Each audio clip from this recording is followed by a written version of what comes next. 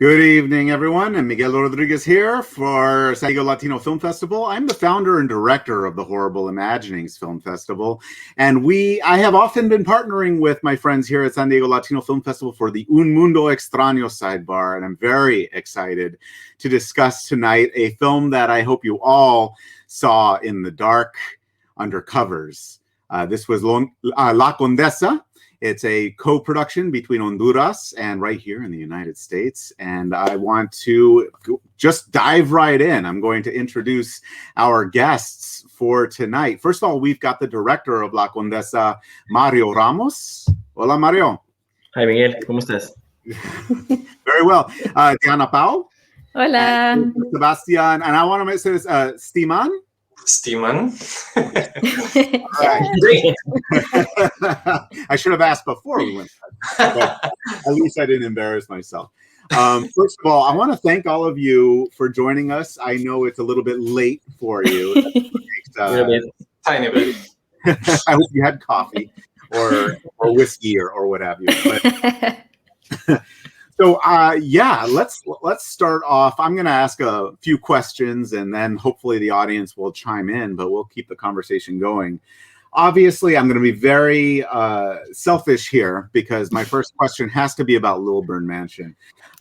I am from the area where this mansion is.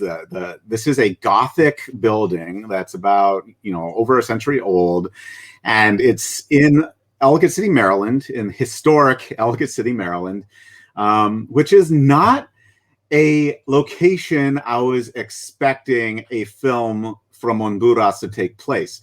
And I should come clean. When I'm programming, when I'm watching films, I don't read anything. Like you guys write cover letters, or I just want to watch the film and then I'll read that stuff. So I was like, whoa, rewind. That looks familiar. I want to know that backstory about Lilburn in particular. And then we're going to lead on into the Gothic horror aspect. But how did you get to Lilburn? Yeah. Well, was a kind of coincidence because this is a true story. Like 2 weeks before, we have a different mansion for this film. Like 2 weeks before the shooting, we have some problems with that other place. So we started looking different places, and we found this mansion, and we stopped there, and we talked with the owner of the mansion, and she was like, "Sure, we can rent the house to you guys, but we have to answer to you if we can do it tomorrow, not today." It was like, "Sure, we come back tomorrow," and I told my producer, like, "I don't know what you have to do, or you have to get this house for me." Do whatever you need to do. So the next day we come back to the house, and we talked with the owner of the house, and she said, like, okay, yeah, it's fine. You can record here, you can do the film here and everything, because I already spoke with the entities who live in this place, and they say that nice person.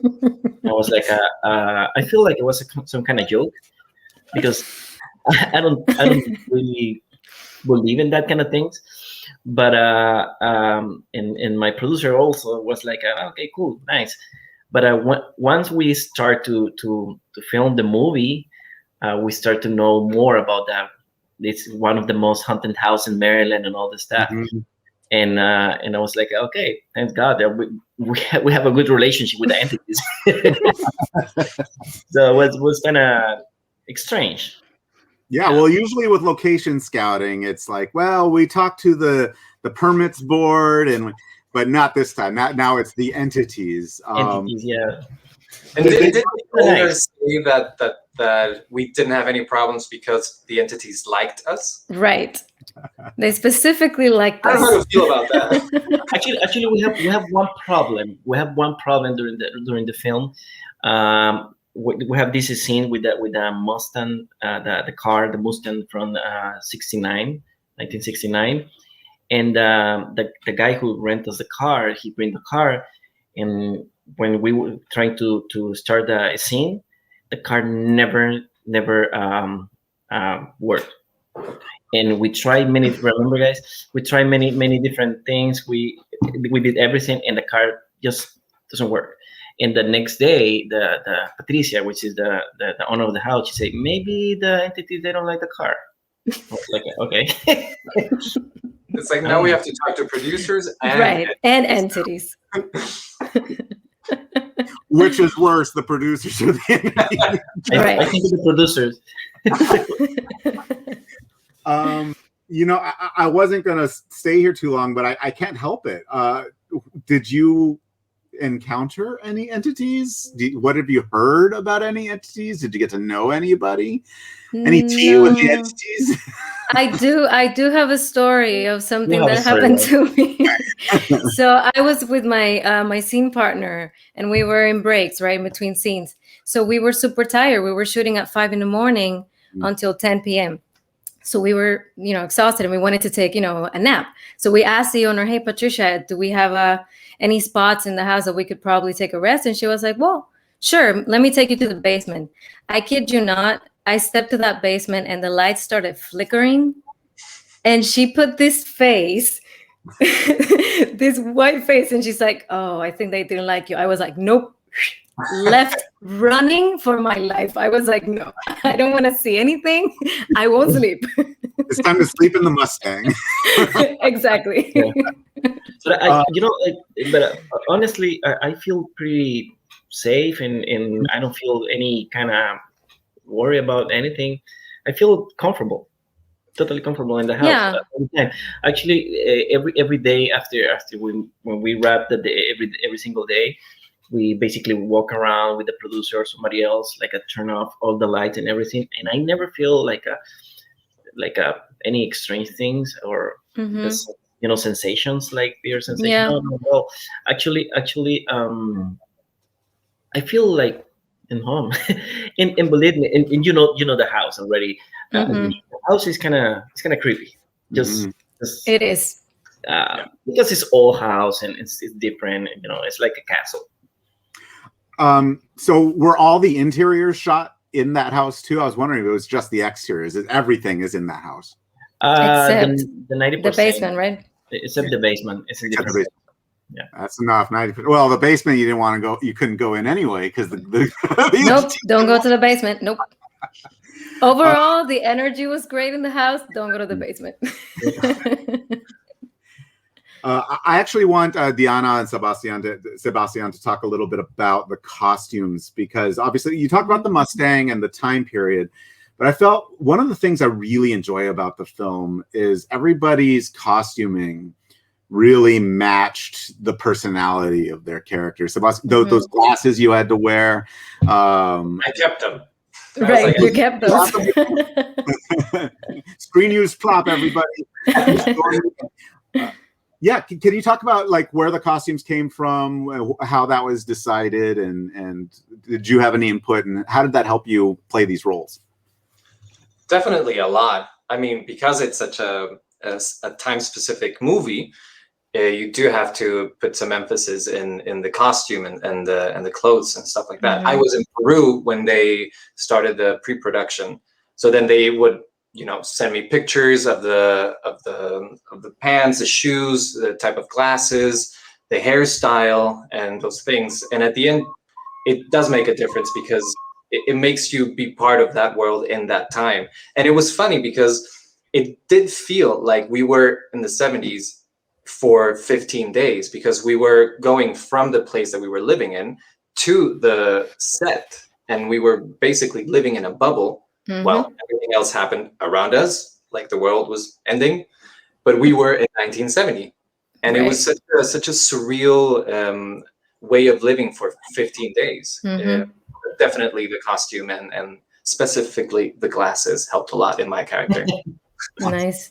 I love those glasses. The glasses are amazing. How about you, Diana?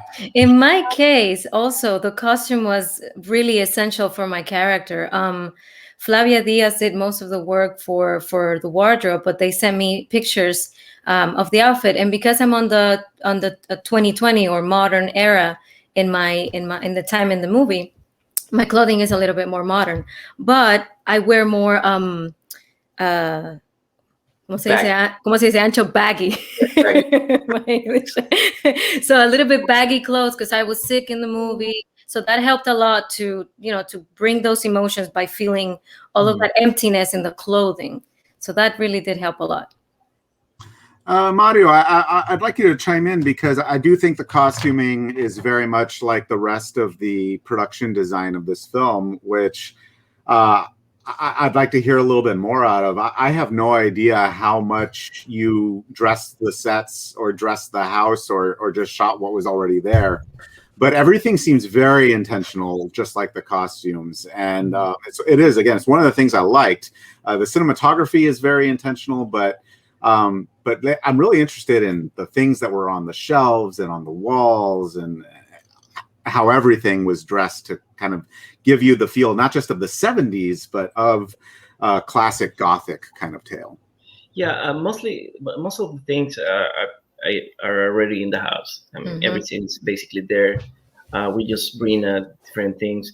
The basement, we have to basically dress the entire basement, but in the house we basically have almost everything there. Just we have to move things or tweak the little things, or bring this picture from this place to the other place, do that kind of things. And we also work with Flavia Diaz, which is who did the production design, but also Amanda. She owned the antique house, and she basically helped us a lot, because she knows a lot about that period of time and things like that. So that was very nice. But definitely, when I talk with my producer, like, we need this house, is because that 85% of the things was already there.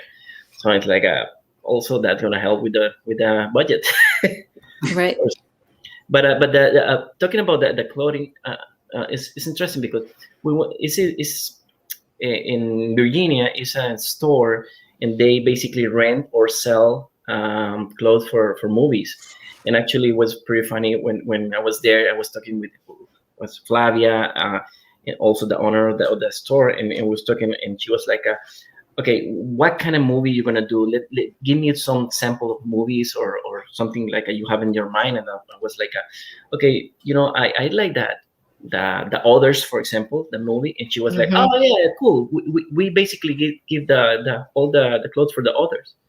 I was like, oh, okay. And now La Condesa. Yeah, in the Condesa now. Yeah, but I think the crew did a really great job with that kind of things. Absolutely. We spent a lot of time just thinking about that style and all the stuff before the production.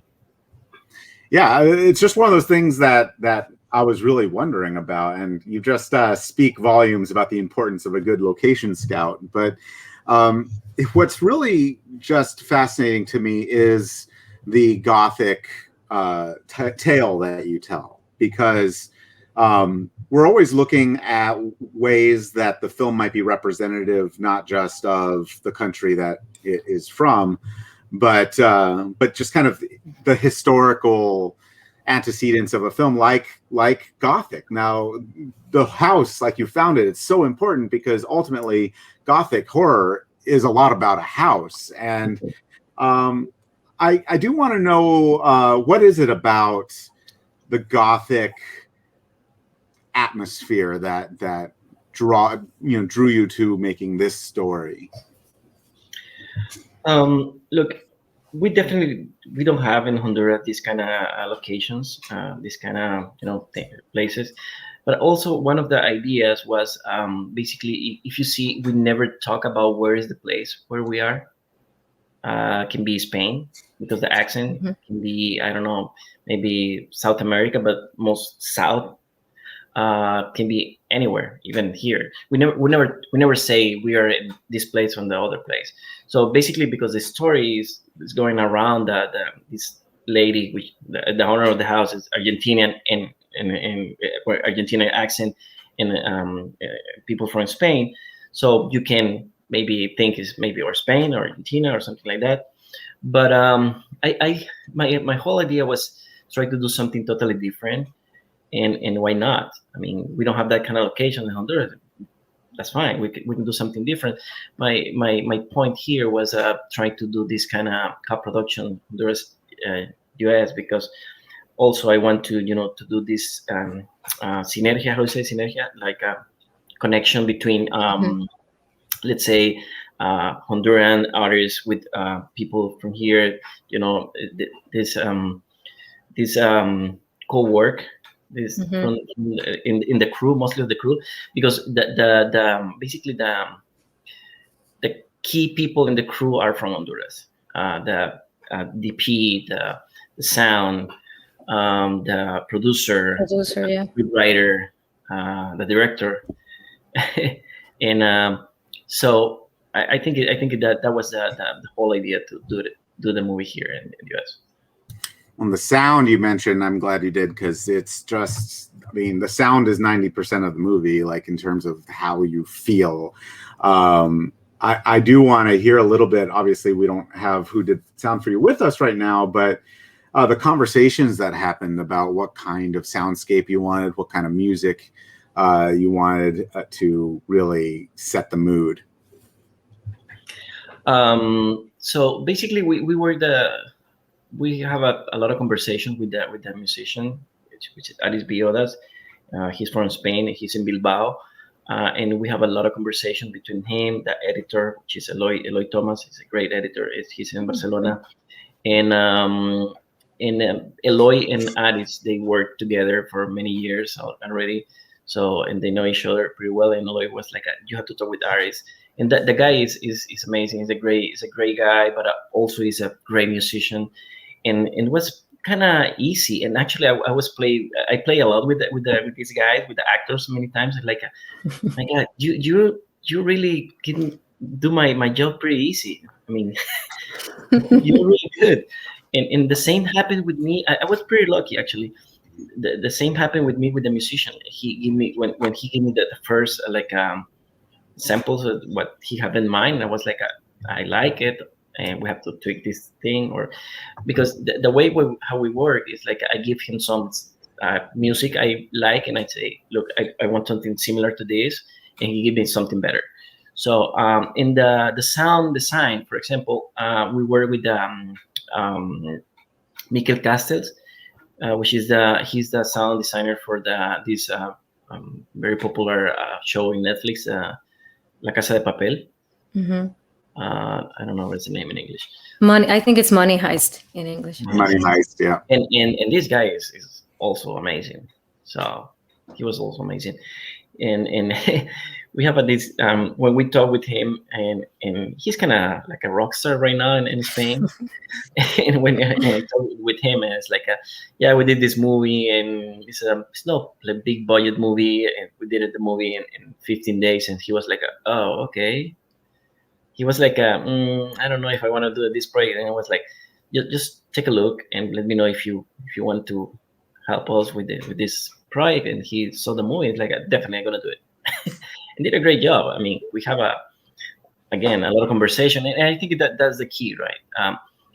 Have a lot of meetings, a lot of talking about the feelings, about what I think, what they think. And I'm pretty open also with my style. I want to say my style is pretty open. I like to hear the creativity of the other artists, because I know that every single director have a different ways to work, but I'm like to hear, because I think the directing is basically just coordinating the collaboration of great artists. So that's what I try to do every time. So and I think we have a great good product. Well, I think we'll have Diana and Sebastian talk a little bit about that, Mario. So actors, if you could talk about how you got these roles, and I'm wondering, I know Mario's in the room with us, but do you agree with him? Do you think that he listened to your input and collaborated with you? You can go to the bathroom and come back if you want, guys. No, stay right here. I was just gonna jump after you said what you were saying, Mario, because for us as actors, speaking for myself, right, I felt so lucky to have such an amazing crew with us. We became a family in those days. So it was. Did Miguel leave? He was like, I'm not gonna hear this part. The whole idea is Miguel, I'm the one who have to leave, right? are you there? You're talking about me, right? He's here. But Juan Lopez is here. Hey, Juan. I think Miguel's internet dropped, but continue your answer. I Okay. think he's probably watching. Sure. Okay. Awesome. So yeah, so we were lucky, you know, to have such an amazing team and become a family all together. Hey, Miguel, welcome back. Sorry. I was like, did Lilbert Mansion kidnap you? No, yeah, no. Did the entities? We spent 2 minutes talking about you. Yeah, well, in that 2 minutes, well, it was 2 minutes for you. It was really like 30 years for me. In the so. Anyway, forgive me. I did hear everything, so please keep going. Awesome. All right. No worries. So yeah, I agree. Mario always listened to everything we had to say. Every doubt I had, every concern, every question. We would always have a conversation, you know, like one-on-one, and it was super chill. And he was very open to always, you know, listen. And for how I got the role, I remember Luz, who plays La Condesa, knew Mario before I met him. So she recommended me for the part, and then Mario called me. He offered the part. I read the script, and I was like, I want to do this, like with my eyes closed. I need to do this. So it was like a really instant connection. Also, speaking to Mario and hearing his vibe and his ideas and how cool he is. So it was really it's amazing. Hard for you. Don't say that so much. No, the same. Working with Mario, I know Mario because we worked on another project before La Condesa. Mm-hmm. We did a short film, and it's called Come Back to Us, and we were lucky enough to travel with it to different festivals. And I remember in Beverly Hills, when we were sitting there waiting for the screening, we spoke about, okay, the next project, but this time it will be a feature film. I was like, yes, we have to do it. And then the years went by, and then there was another script, another movie, and then finally Mario calls me and is like, okay, we have a script, we have a producer, we have the money, we have everything. And I was like, okay, we can do it now. And it's amazing. It just, I mean, I was in the project way before there even was a project, or there was even someone offering me a role or anything. I was like, anything that Mario does is something that I want to be part of. The way he works with actors, there was also a huge amount of time in pre-production and working the characters. So we had a lot of conversations from Peru to DC, talking about who Eduardo, my character, is, what he wants, the accent that he has to have, because I'm Peruvian, but the character has an Argentinian accent. So all of those details we were able to solidify way before me arriving to DC. So it was very easy, and as Diana said, Mario's a very easygoing person. So you can talk to him, you can offer him ideas, and if he sees that you're going maybe into the wrong direction, then he will say something. He will never stop you from proposing anything new to what he maybe had thought before. So that's always great in directors, because our job is also a creative one. So some of the things, some of the dialogues may put us in a different path that what the director had thought before, and that doesn't mean that it was a wrong one. So it's great to work with Mario. That's what I want to say. I'm gonna send you the PayPal guys for that. Thank you. You know what? Speaking about this, now I'm remembering, the shooting a year ago, and I truly miss it. Truly miss it. I was so nervous. It's been a while. It's been a while, yeah. Well, I hope you remember enough to answer this next question, because your characters, I believe Eduardo and Deborah, right? They don't have the best time. They have some very difficult things. So I do want to hear. I like asking actors this question because I always get something different about accessing those emotions, getting to that point where you can convincingly show that you're suffering. Can you talk about that a little bit? Sure. I can definitely say that it was super tough, but I need to give a shout out to my scene partner, Soraya Padrao, because she was amazing at always have an open heart for me to communicate these emotions and be there for me when I needed to, when I was struggling or when things were going another way or when I was judging myself. She was there supporting. So that was number one. Also, feeling comfortable with the entire crew, like we spoke before, that definitely allows you to open up. And then just letting yourself go. Once you do it a couple of times, then it starts becoming, more second nature, and you just let yourself play. So that was my journey on that. Yeah, you can't do anything without a scene partner. Nope. If there's a scene partner in your scene, but Right. you can't do anything. Like, I remember one of the toughest scenes for me was, well, I'm not gonna say it, but it was a very dramatic one. No, that was actually fun. Very disgusting, but fun. He was enjoying that, believe me. I love that. We were all enjoying it with you. But it was a very dramatic moment, and my scene partner Anya Guillen, it was all about connection, and it was hard because the scene was so dramatic that it took a while to do it. So the angles, where you put the camera, and then it just stays there for hours, and you have to hold that energy, and you have to be very focused on that. And you do it once, and that's fine because you connected, but you have to be connected for the next 6 hours. So that's very tiring at the end of the day. But I learned from that, just from that scene, so much about the importance of connecting to circumstances, and how easy someone can just focus on something else, and then so hard to go back to what you did before, or where, I mean, you're never going to do it the same way, but at least to connect with the circumstances that you were given in that scene. So it's all about focus. It's all about, well, the character, you've worked on it because you're on set and you're already shooting it, so you should already know it. It's about forgetting all of the information that you have in your head, and just living the circumstances that you are given. And it's easy to say, it's hard to do, but the main thing for me is focus, is being not do other things, because it's going to be harder for you to connect again. Yeah. Do either of you ever have dreams in character? Like, does that invade your subconscious?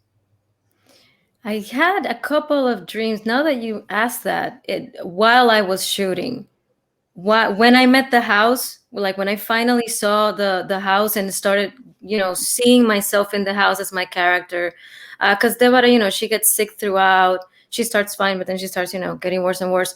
And me daydreaming, walking around on my free time, breathing in, right, all of this information or all of these emotions that I had to portray. In my subconscious, I kind of did go over dreams where I was, trapped in the house, or not being able to wake up from a dream. It was like, now that you asked that happened to me a couple of times. For me, it wasn't about dreaming, but because we were basically living together. Mm-hmm. So I was sharing the bedroom with Gonzalo, who plays my brother, and I had the chance to work with Gonzalo before in a play that we did in New York. So I already knew him from before. So it was easier to connect and to create the family that we were supposed to be. But because we were living together and we were shooting the whole day, so basically we were brothers for 24/7.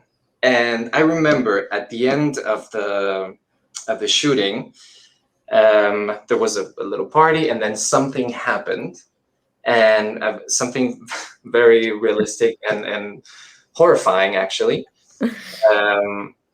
And I felt like, because I get a little too sensitive, and then these things really affect me.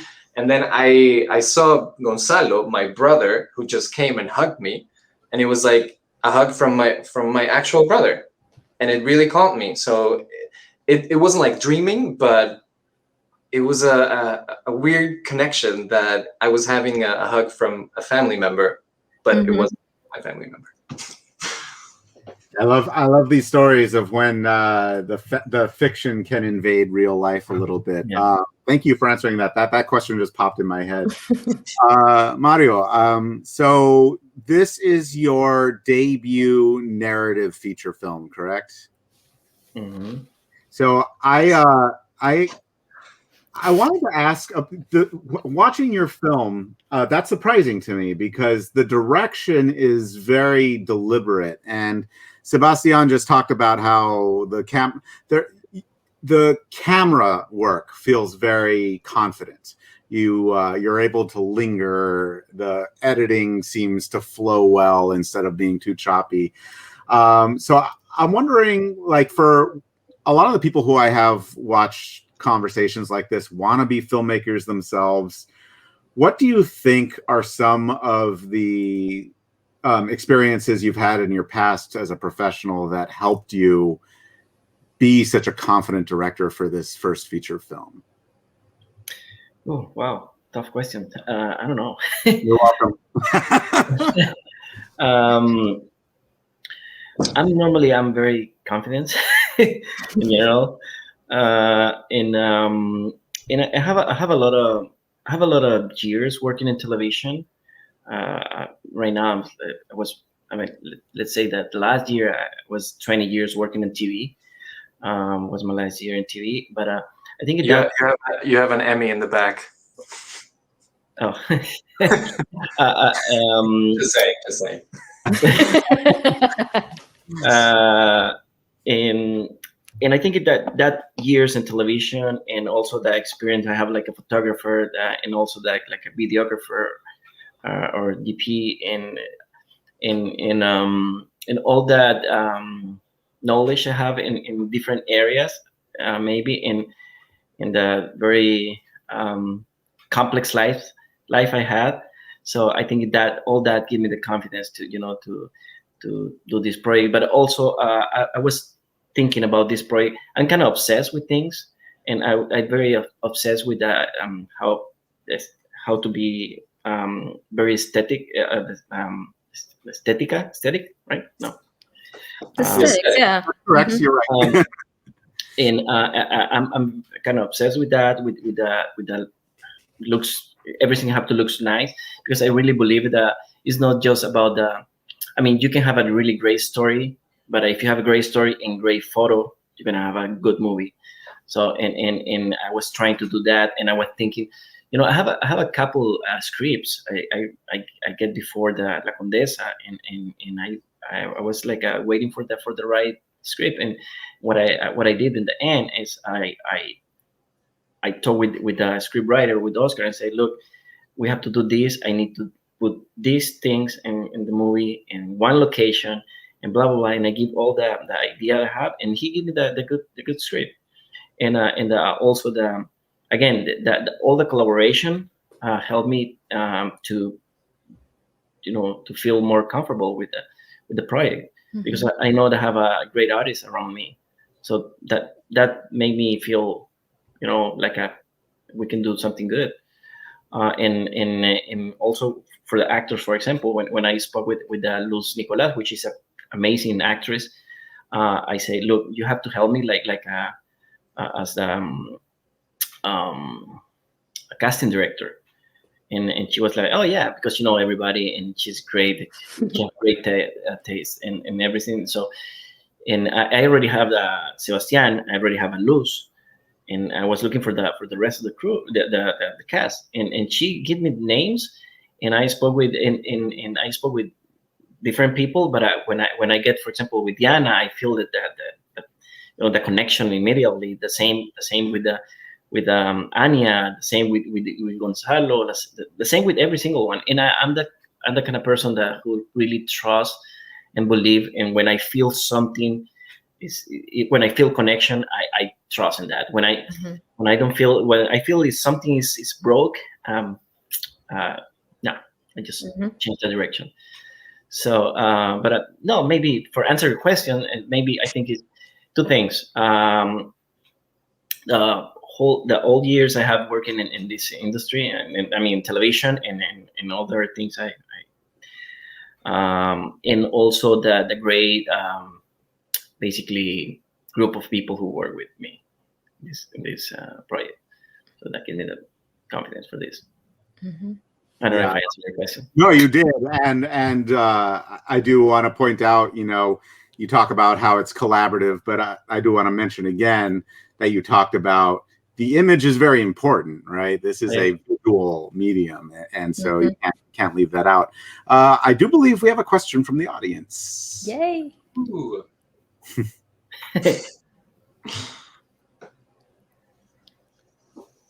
What is your favorite horror movie? Huh? That's for all to answer. It's so simple for me. La Condesa. La Condesa. It was good. Actually, it's The Shining. The Shining. Somehow I'm not surprised. No, it's like, what is the best movie? Is it The Godfather? Who's gonna say no? It's an offer you can't refuse. Diana? I'm thinking, because you know what? Funny enough, I don't see many horror movies, but I would say Get Out. Hey, Get Out is good. I would say Get Out is good. Yeah. I don't know. I would say The Others is a really good one, and Us.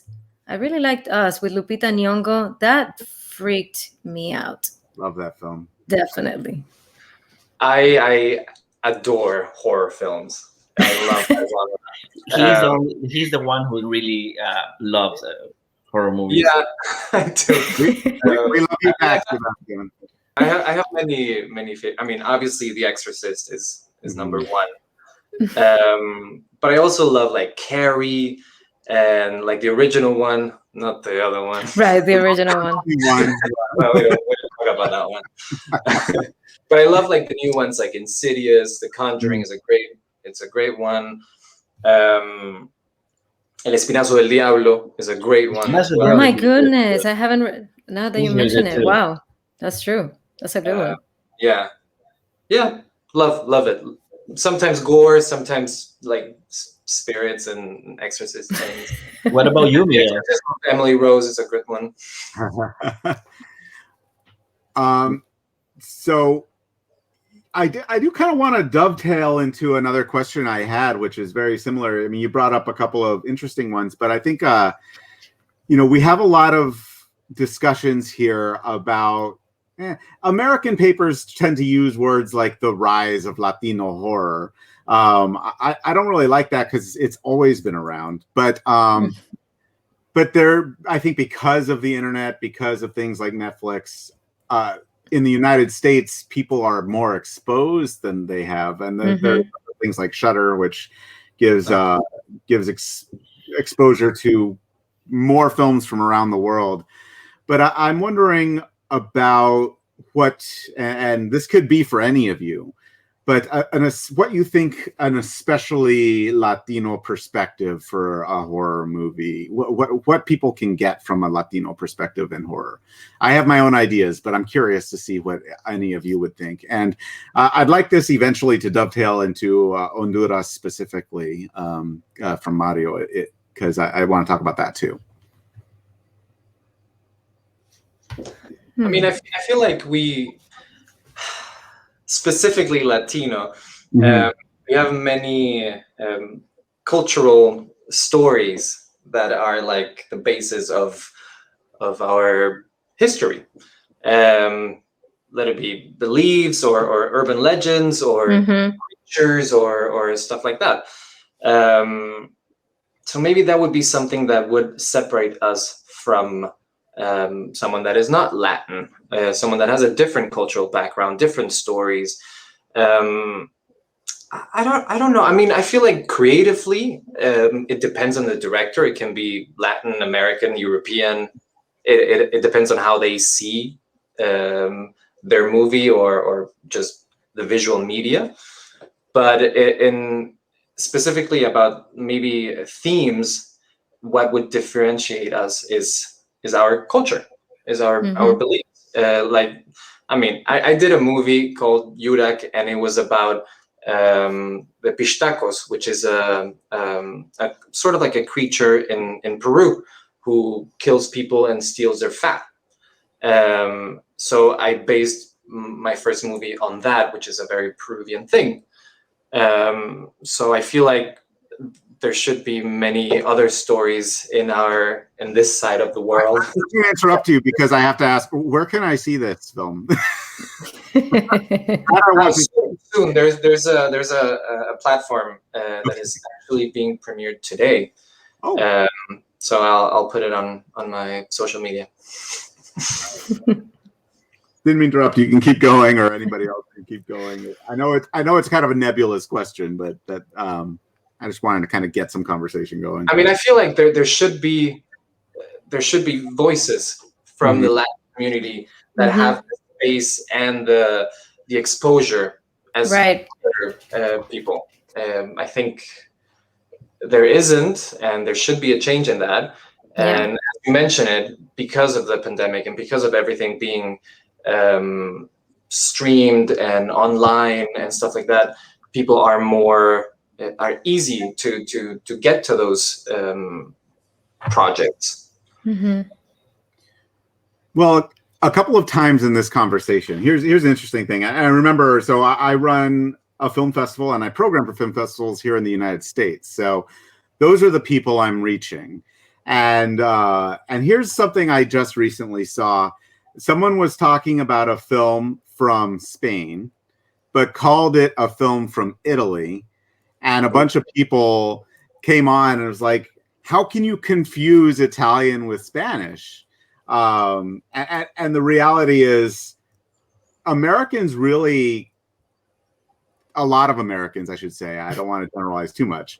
They don't know the difference. And I think it's very interesting to hear, like, when we're talking about particulars of, well, Eduardo, I'm Peruvian, but he has an Argentinian accent. For some people, that will have a lot of meaning. For others, like nothing, right? So I am fascinated, and I don't think like one's better or wrong, right? But I am fascinated that this segment of people can watch this and have a completely different experience, even on that level, than this set of people. That's why I love to have these conversations. I'm wondering if there's any response to that.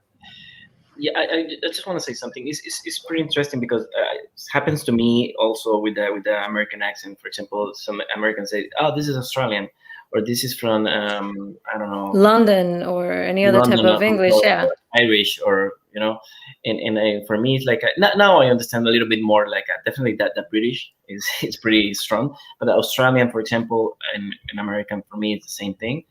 And also I think it's, for our culture, we have too many countries in Latin America, too many.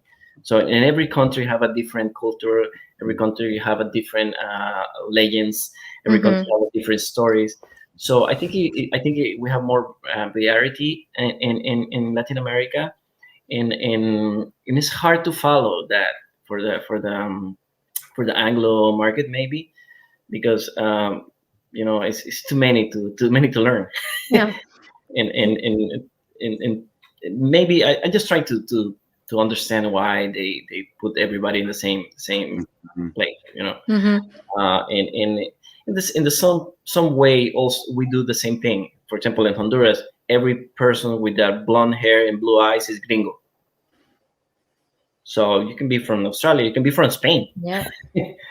Actually, so I think it's basically the same thing, but just want to add that. And to piggyback on everything that everybody has said, we have so much to offer. There's so much people don't know about all of our countries in Latin America, Central America, South America, and the Anglo world doesn't know it yet.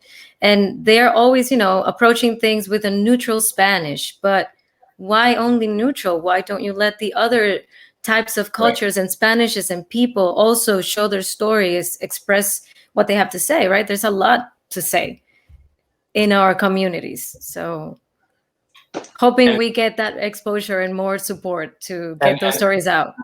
And if there's like one thing that we can take good from these times, from the pandemic is that we should stop thinking of it like individually. There's more than just you. And by just that thought, you automatically open yourself to new languages, to new accents. If you just Google things, new cultures. I think a lot of these, what you said, Miguel, about someone confusing Italian with someone from Spain or a movie from Spain, it's just ignorance. And that's just information. It's as easy as that. If you're writing down something, you're thinking that what you're writing is correct, but without knowing what you're saying. So I don't know. Yeah. And now we have to be more careful, I think, because again, exactly like you said, Sebastian, this pandemic basically opened our eyes and our brain. And we can be connected with people all around the world. Yeah. And I think it's a good opportunity to learn more about other cultures, to understand more, and to be more connected with others. And right now, you're in the West Coast, East Coast, and South America. And you know what? I think La Condesa is an amazing example of that diversity and inclusion, because we have Cubano Spanish, Dominican Spanish, Spanish from Castellano Spanish, Peruvian. Well, I know Sebastian did an accent, but we have Argentinian, right? So there's a mix of so many different cultures right there in one cast that it was really cool. The crew was the crew too. Brazil, US, Dominican Republic, Honduras, El Salvador, Ecuador, all the Latin America. I do want to make sure I'm respectful of your time, because we've been talking a while and it's very late for you. It's probably getting close to 2 a.m. And I want to make sure. We're drunk already. We want to talk all night. We can stay here. Where am I going to go? We can keep going. You can probably talk about this for hours.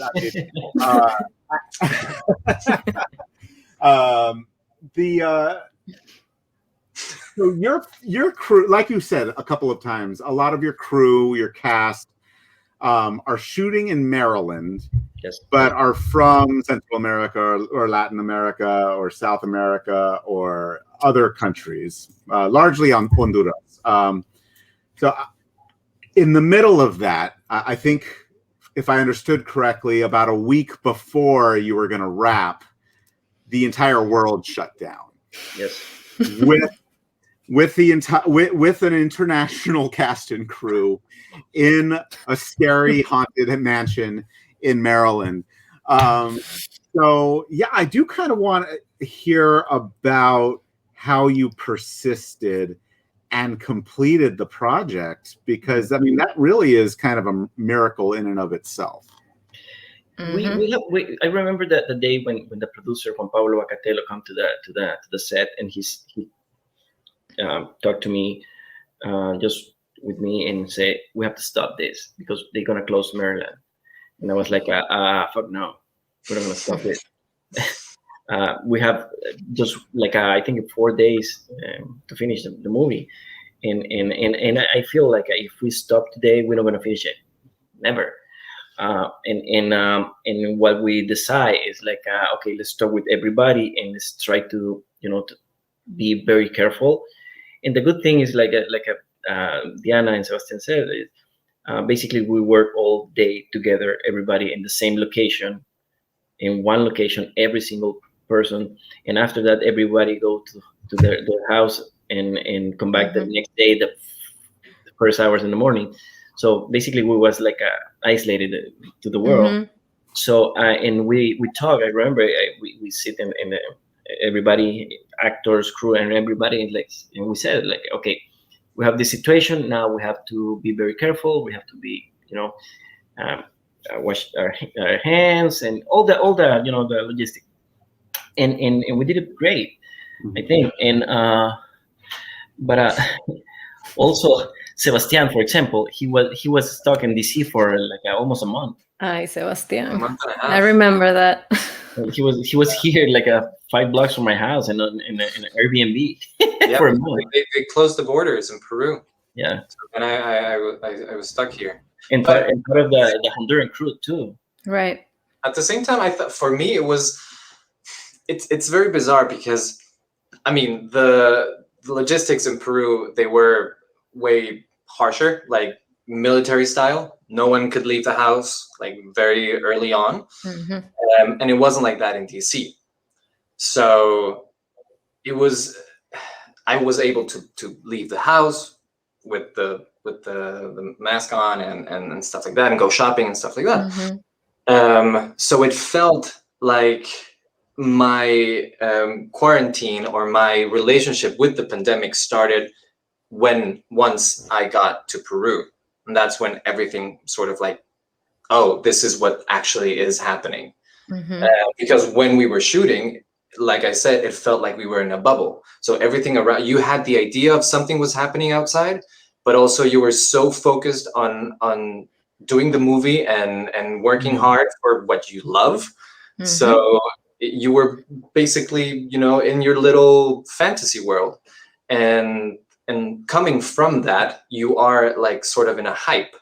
So for the month and a half that I was in DC, I was extremely happy because I just shot a movie. For me, it helped me a lot that I was stuck in DC. I mean, I was very worried about my family because my parents were older and no one was here to help them, because I'm now staying with my parents to help them. But for me, it like mentally, it helped a lot that I had just shot the movie and got stuck in DC.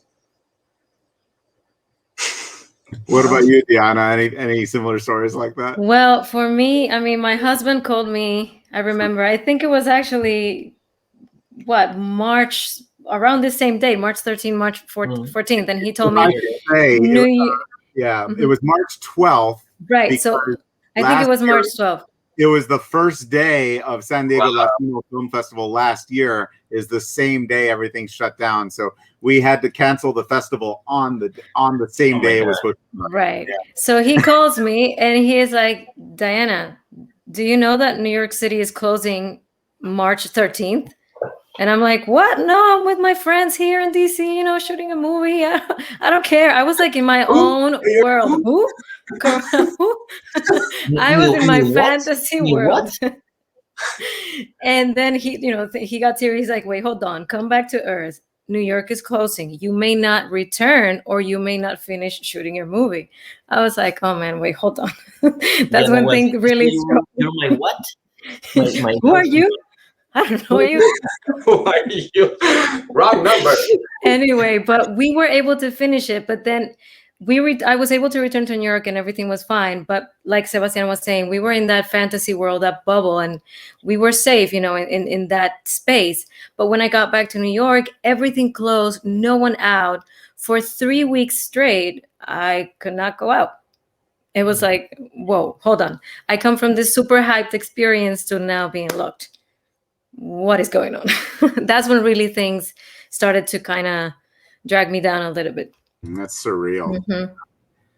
Mario, you must have had a heart attack. I don't envy you at all. Like that just sounds awful. But hey, we have a great film to show for it. I'm stoked to share it. I must say, it's really remarkable to me that I was able to show it today after that experience that you had, that surreal experience of shooting and finishing. Lilburn Mansion had plenty of toilet paper, I hope. They did. Funny enough, being in the middle of a pandemic in Lilburn Mansion, right? We were like in survival mode. We were expecting anything at that point. Well, I want to say congratulations to all three of you, as well as everybody. Congratulations to the rest of the cast and crew who we didn't get to talk to tonight. Yeah. You've mentioned Luz Nicolas a lot. Very remarkable presence in the film. So definitely a big, strong point in La Condesa. Any last words before we say buenas noches? watch the movie. Watch the movie. Support us. The movie's gonna be able to watch in June. Right. In In the US. and Canada. Yeah. So. And soon in theaters. And we do have, I had it and it went down. We are, maybe Juan could jump in here for a second. We do have another screening of it during this festival, which is March 19th. Oh, that's right. March 19th. California time. So March 19th, for anybody who's watching this or can catch a recording of this conversation, you haven't lost your chance. You can see it again on March 19th as part of the San Diego Latino Film Festival. It's great stuff. I know I disappeared there for a second again. Oh, thank you. Thank you for the compliment, Brutus. Always great to get that feedback. But yeah, 8 p.m. So check it out. Tell all of your friends. I want to remind everybody who's watching that when you are, and not just the actors, I mean all the audience, when you are on the Eventive and you see the page for La Condesa, you can click on the little Facebook button or the Twitter button and share the film to all of your followers. If you liked the film, go on to IMDb or wherever, Letterboxd, rate it, review it. For independent cinema, that is critical. And whatever you thought of the film, say you thought it was awesome. You know it was because I programmed it and you love what I programmed. You know. So yes, audience members, your job is not just to enjoy, your job is to spread that enjoyment to everybody you know. Mario, Diana, Sebastian, gracias para todos. Gracias, Miguel. I had a really good time. Well, I hope we can talk again soon. Hopefully, Yes. yeah. The next scary movie. Yes. Bye. Bye-bye.